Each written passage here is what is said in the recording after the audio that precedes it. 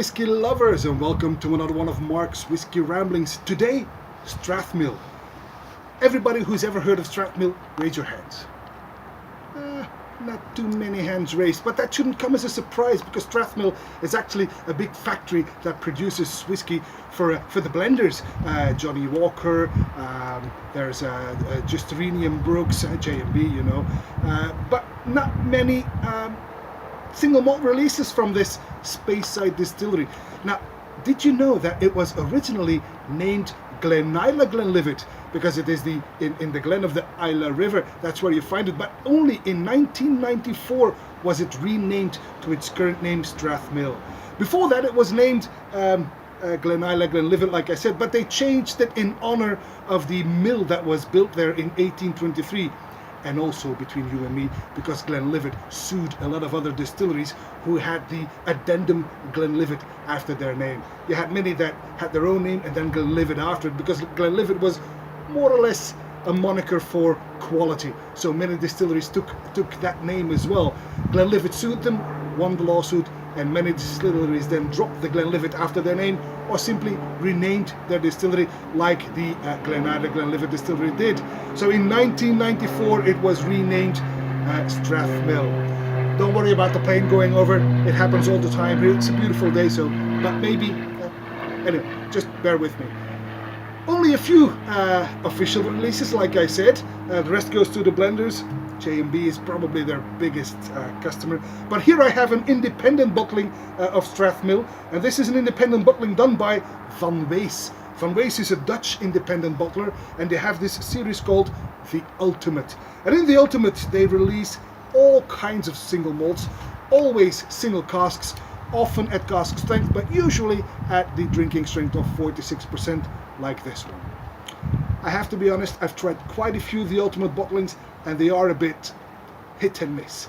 In this case we have a single cask of Strathmill from 2007, meaning this is 10 years old because it was distilled in September 2007. It was bottled in November 2017.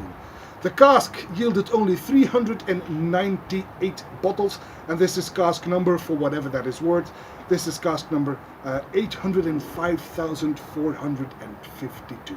There you have it. So a Strathmill bourbon hogshead, single cask, drinking strength, and it is, this is a very light Strathmill indeed. This is, the color here is white wine. Let's find out if this Strathmill is worth our while. On the nose.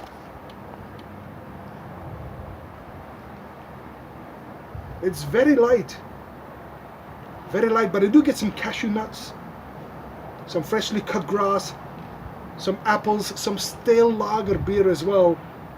There's some vanilla and there's nothing else, truth be told. It's actually a bit boring. Oh well, on the palate then.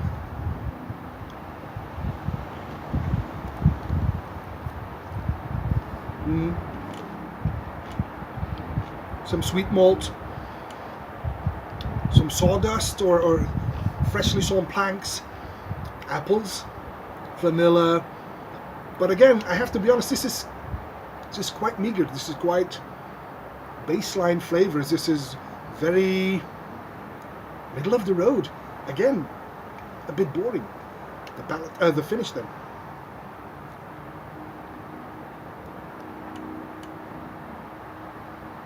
Short, unexpressive, very easygoing. I have to repeat myself, it's a bit boring. Now, it doesn't come as a surprise that there are not many single malts from Strathmill, because Strathmill is a factory, don't forget. This is a typical packer for blends.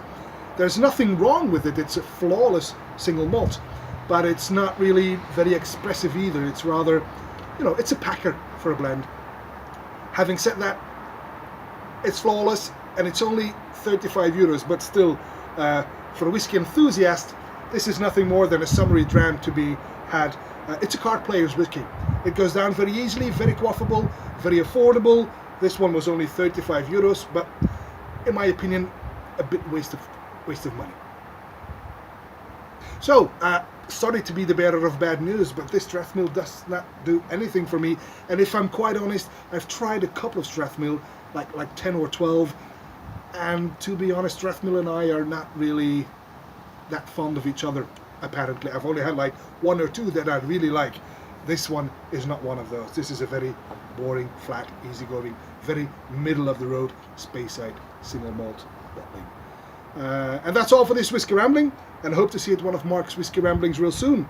And until then, may the malt be with you.